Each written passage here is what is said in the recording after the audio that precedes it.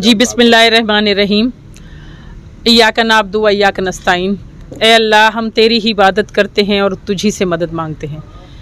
जी बिल्कुल, कहना क्या है, पूरी दुनिया देख रही है कि ये हमारा आईनी हक भी है कि हम पुरअमन एहतजाज करें।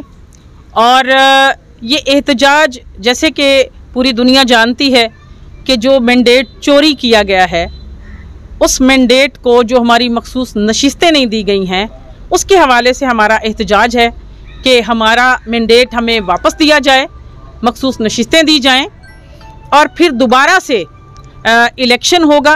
क्योंकि जो इन्होंने असम्बली में ओथ लिए हैं, जो बुनियाद ही झूठ है, जिसमें सच्चाई ही नहीं है, मुझे बताएं कि वो पार्लिमान किस तरह चल सकता है।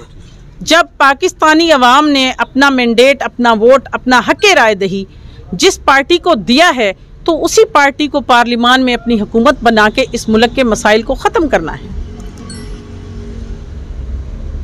मैं ये समझती हूँ कि आज पूरे पाकिस्तान में पुरअमन एहतजाज होने जा रहा है और आला हुक्काम से और आला अदलिया से हम ये दरख्वास्त करते हैं कि हमें इस मुल्क के आइन के मुताबिक हमारा हक दिया जाए, जो हमारा आइनी हक भी है, हमारा इखलाकी हक भी है।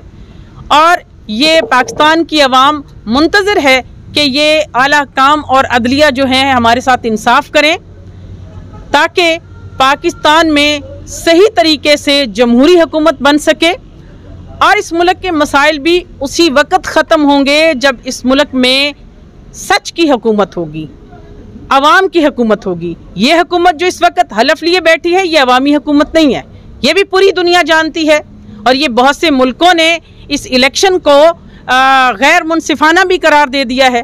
तो जब ये इलेक्शन ही शफाफ नहीं है, जब हमारे नुमाइंदों को, आजकल तो जो नुमाइंदे बैठे हुए हैं वो फॉर्म 45 के नहीं हैं, वो तो फॉर्म 47 लेकर बैठे हुए हैं।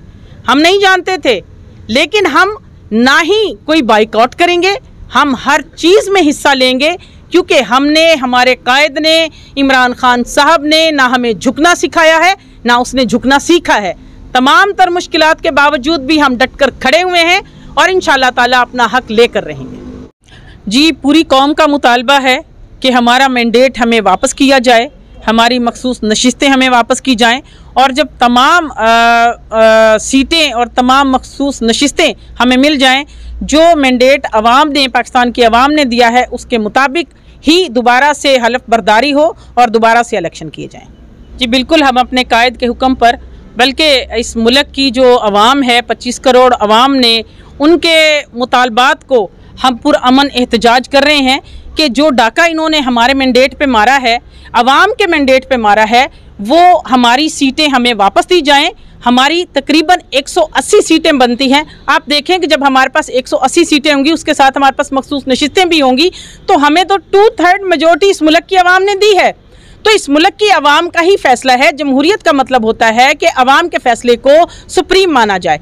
तो जब सुप्रीम फैसला आवाम का है, तो हमें हमारा मैंडेट या अल्लाह हकाम और अदलिया हमें वापस दें और पार्लियामेंट में हमारा जो सच्चा मैंडेट है, पाकिस्तान की आवाम का जो सच्चा मैंडेट है, उसके मुताबिक हमें हुकूमत बनाने के लिए हमारी सीटें वापस की जाएं, ताकि दोबारा से इस मुल्क की हकीकी जमहूरियत हो।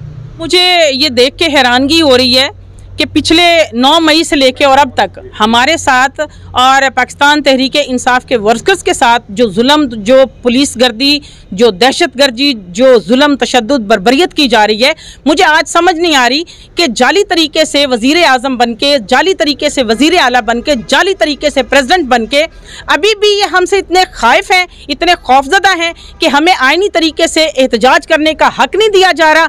आज भी आप देखें, मैं आपको अपनी गाड़ी दिखाती हूँ कि मैं यहाँ पे पुरअमन एहतजाज करने के लिए, जो मेरा आइनी हक है, मैं उसके लिए आई हूँ। और हमारी गाड़ियों की पुलिस ने आके टायर की हवा निकाल दी है ताकि हम अपने एहतजाज में शामिल ना हो सके।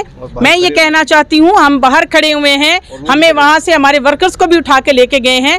मैं ये पूछना चाहती हूँ कि अब किस चीज़ का डर है इनको, जो इन्होंने अपनी मन मर्जी से 2 नंबर तरीके से, जाली तरीके से जो इन्होंने करना था वो करके अभी भी खुश नहीं है। ये क्या हमारे सांस बंद करना चाहते हैं? तो ऐसा नहीं होगा। मैं ये वाजे कर देना चाहती हूँ कि पाकिस्तान तहरीक इंसाफ के वर्कर्स, पाकिस्तान तहरीक इंसाफ की क़यादत इनसे डरने वाली झुकने वाली नहीं है। ये गाड़ियों के टायर हमें पुलिस गर्दी से डराएंगे, जो हैं ही चोर, जो 2 नंबर लोग हैं, ये इस सच्ची आवाम को जो हक और सच के साथ खड़ी है, ये इसको डराएंगे। इन हथकंडों से क्या हम पिछले 10 माह से क्या डर कर बैठ गए? हम हरगिज़ नहीं है। अब इनकी बारी है, क्योंकि पाकिस्तान की 25 करोड़ आवाम ने जो मैंडेट पाकिस्तान तहरीक इंसाफ को दिया है वो हम वापस लेकर रहेंगे और इंशाअल्लाह ताला इस मुल्क में अमन कायम होगा, इस मुल्क में इंसाफ होगा, इस मुल्क में वही होगा जो इस मुल्क का आइन कहता है, इंशाअल्लाह। जी बिल्कुल जी, आज पूरे मुल्क में हमारे कायद के हुक्म के मुताबिक, बल्कि मैं समझती हूँ कि पाकिस्तान की आवाम की ख्वाहिश के मुताबिक हम पुरअमन एहतजाज करने जा रहे हैं और ये हमारा आइनी भी हक है और इखलाकी हक भी है कि हम अपना हक मांगें। और जिस तरह की पूरी दुनिया ने देखा और एविडेंस के साथ ये साबित हो गया कि यहाँ पर जो मैंडेट लेकर आए हैं वो फॉर्म 45 वाले नहीं हैं। चलें, खान साहब की ये भी एक और मेहरबानी हुई कि हमें फॉर्म 45 की अहमियत का भी पता चल गया इस मुल्क को।